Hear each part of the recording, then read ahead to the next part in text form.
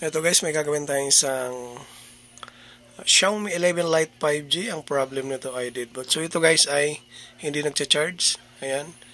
Galing ko ito kay Boss Vincent Gapas from Apayao. So ito na sir, gagawin na natin. So ayaw talaga mag-charge. Ngayon ang gagawin natin ay bubuksan muna natin. Ang sabi ng customer ko ay bigla na lang daw itong namatay. Nga lang, pinalitan niya na ng battery pero wala pa rin. So ngayon ay papakita ko sa inyo sir kung ano yung gagawin natin. Kadalasan, mga ganitong unit sir ay mababa ang reading, 0.4 na test natin sa charging. Ngayon, malinis pa siya. Ayan, wala pang galaw.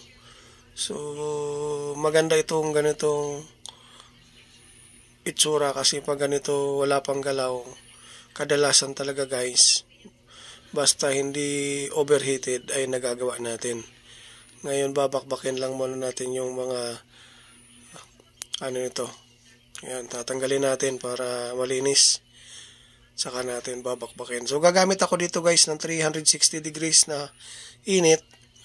Tapos 30 na hangin. So gamit natin na hot air ay ang quick. Ayan. Medyo malapad kasi ang CPU nito guys, kaya kailangan natin ng mabilis na medyo malakas na init para mabilis natin mabunot. Kasi pag matagal natin mababa ang temperature, medyo mahirap.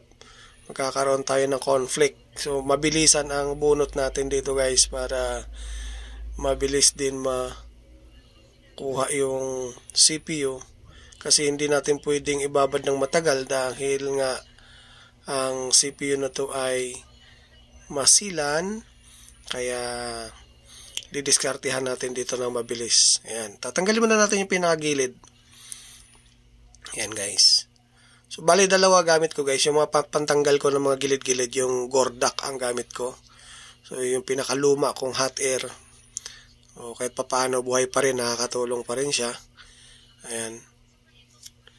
Kaya titirahin natin ng husto to guys para mabuhay. Ayan, babakbakin na natin to guys. Gagamit na tayo ng 360 degrees. Ang gamit kong hot air ay ang quick. Ayan. Ayun guys, mag-shoutout pala tayo. Marami-rami na yung shoutout natin. Sa lahat ng mga nakasubaybay sa channel ko, shoutout sa inyo lahat guys. Shoutout naman kay Boss Porman Koyos. Shoutout naman kay Dad's Cell Shop. Shoutout naman kay Dinis Dirana. Shoutout naman kay Francis Mupas. Shoutout kay Boss Joshua Yes Abiri. Shoutout naman kay Boss Renato Ortiga. Shoutout kay Boss RG Lobiano. Shoutout naman kay Boss Noel Malyanis II from Davao City. Shoutout sa inyo sir, malalayo pa lang pinanggalingan nito. Shoutout din kay Boss Dominador Dominguez. Shoutout kay Boss Elmar Padapat. Shoutout naman kay Boss Mailan Lilok Bidal. Shoutout naman kay Boss Dondon Bir Abira. Maraming salamat sir sa lahat ng nakasubaybay sa channel ko. So, I hope na makakatulong itong video natin sa mga kapwa natin technician. So, mayroong mga nagko-comment guys sa akin sa mga video ko na sinisira ko daw yung imahen ng mga technician kasi nilalabas ko daw yung mga sekreto na gawa. Ang totally talaga guys, wala naman akong intensyon na manira ng kapwa ko technician kasi magkaiba naman tayo ng trabaho. So itong sa akin naman ay tulong lang ito sa mga iba nating kapwa technician na wala ding alam, pero hindi ko intensyon talaga na manira ng diskarte ng iba kasi magkaiba naman tayo ng procedure na ginagawa. So pasensya na kayo dun sa mga nasagasaan. Ang totoo niyan, wala naman akong sinasagasaang tao na kapwa ko technician kasi ito ay magkaiba tayo ng hangarin sa buhay. Ako, ang ugali ko kasi ay tumulong. Hindi ko ugali na magdamot. Pasensya na talaga doon sa mga nagagalit dahil sinasabi na sinisira ko yung industriya ng repair dahil nga dito sa ginagawa ko na nilalabas ko yung mga sekreto. Hindi po, hindi ako ganun. Hindi yun ang intensyon ko. Ang intensyon ko lang talaga, kaya natin nilalabas to para yung ibang mga kapwa natin technician, alam din nila kung paano gawin. So, yun naman ay kaalaman ko na hindi ko hiningi sa iba, ay yan na may kaya kong i-share din sa iba na walang kapalit. So, pasensya na talaga dun sa mga iba yung pag-iisip na akala ninyo na sinisira ko yung trabaho natin na pagre-repair, pero hindi yun ang rason. Ang rason dito kung bakit ko nilalabas itong mga video na to, para yung ibang tao na walang alam, nakakatulong ako kahit sa ganitong pamamaraan lang, yung walang kakayanan na magbayad ng mga training center.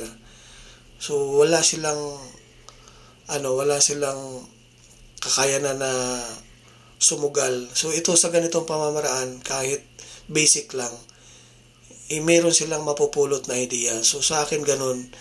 So pasensya na talaga ako, humingi ako ng pasensya dun sa iba, sa mga kapwa ko technician na iba yung pangunawa nila. So ito guys ay trabaho lang, walang personalan. Yan. Ayan, tapos na natin. Ngayon iti-test na natin guys. Susubukan natin kung mag-power ba itong ginawa natin. So yung ginawa ko dito ay CPU lang yung niribol. Ang reading nito sa schematic ay 0.4. Tapos wala na, nag-stop na siya. Ayan. Marami ang nagtatampo. May mga ibang technician na nagagalit talaga. Personal nagagalit sa akin. Pero wala akong inapakan talaga na technician. Dahil magkaiba tayo ng mundo na ginagalawan. Pero wala akong minention dito kung magkano singil ko, hindi ko sinasabi. Basta sa akin lang, isi-share ko lang yung mga idea na paano gawin. Yun lang. Pero hindi ko hinangad na makasira ng trabaho ng iba. Walang ganun na pag-iisip yung ginawa ko, wala. So, pasensya na talaga. Humingi ako ng paumanhin sa mga ibang technician. So, yun lang guys. Ito ay naka-Hyper OS, kaya pala ito guys namatay kasi mataas na yung version niya. Naka-Hyper OS na siya, kaya automatic talaga pinapatay. So kung bago ka sa channel ko guys, pa-like na lang, share na mga video natin para lagi kayo ma-update sa mga upload natin. Ayan, see you in the next video ulit. Thank you.